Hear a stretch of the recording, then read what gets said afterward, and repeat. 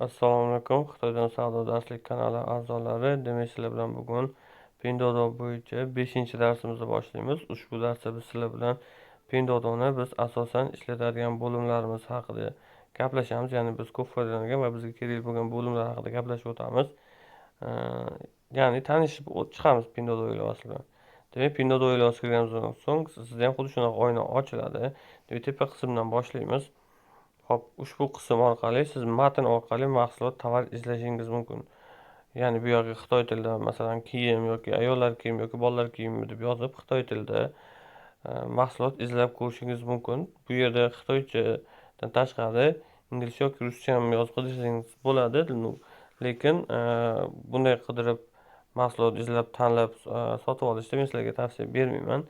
Bu haqida to'liq alohida video qilamiz xudo xohlasa, lekin imkoni boricha faqat Xitoy tilida yozib mahsulot izlab sotib olishingizni ushbu joydan tavsiya beraman. Uni yonida esa ushbu kameracha bu rasm orqali mahsulot izlash uchun foydalanasiz. To'g'rirog'i, ya'ni galereyangizda qaysi mahsulot bo'lsa, o'shani belgilab, o'sha narsani qidirsangiz bo'ladi yoki darhol rasmga olib mahsulotni izlab ko'rsangiz ham bo'ladi. Undan pasti esa ushbu joyda bu mahsulotlar kategoriyasi bo'ladi. Ya'ni erkaklar kiyimlari, ayollar kiyimlari deb yoki elektronika deb alohida qilib kategoriyalarga ajratib qo'ygan bo'ladi. Bu yerga mana kirib ko'rsangiz bo'ladi mana. Hop, demak ushbu qatorimiz bular kategoriya bo'limi bo'ladi. Hop, undan pastlari bizga uncha muhim emas. Bu bo'limlar haqida ham xudo xohlasa videolar tayyorlaymiz alohida. Hop, undan pastda esa bizda mahsulotlar ko'rinadi. Hop, tovarga kirmaymiz, tovar haqida hali to'xtalmaymiz. Bu keyingi videomizda tovarda ishga kirib, uning ichida to'liq gaplashib chiqamiz.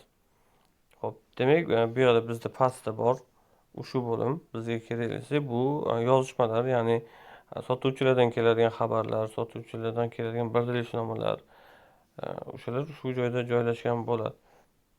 Uni yonidagisi esa ushbu bo'lim hop, sizni shaxsiy ma'lumotlaringiz uchun kerak bo'ladigan bo'lim.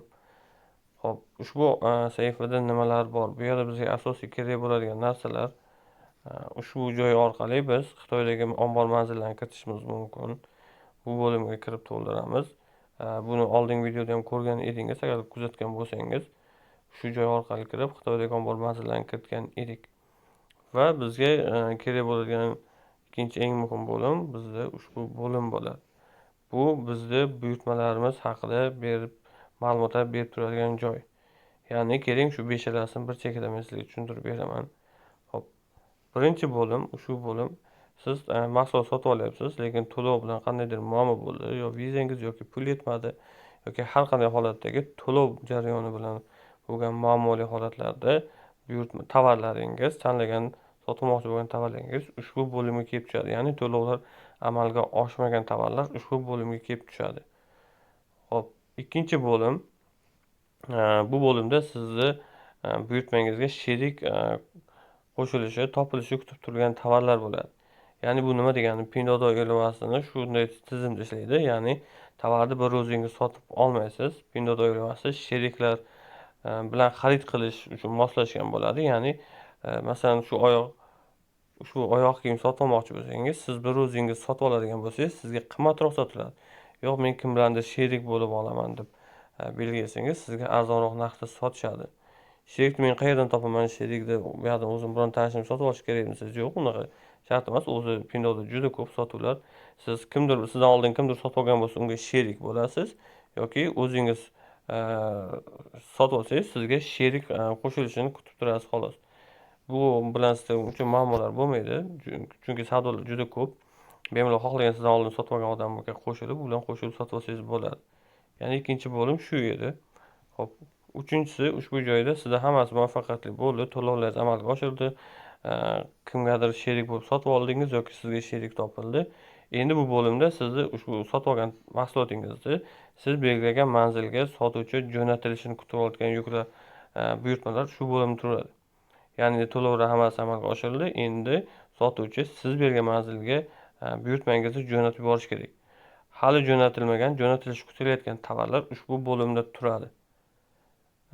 Keyingisi esa ushbu bo'lim allaqachon o'sha magazinlar, sotuvchilar siz bergan manzilga mahsulotlaringizni jo'natib olsa, ushbu buyurtmalar shu 4-bo'limga o'tadi. Va oxirgisi 5-bo'lim.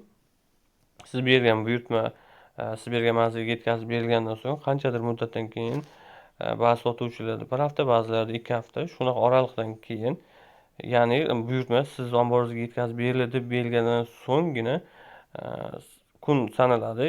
Ya'ni 1 hafta yoki 14 kunlar shunaqa atrofda.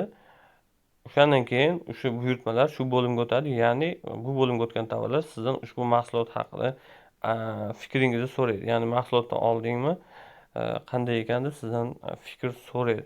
O'shanaqa tovarlar shu bo'limga o'tgan bo'ladi.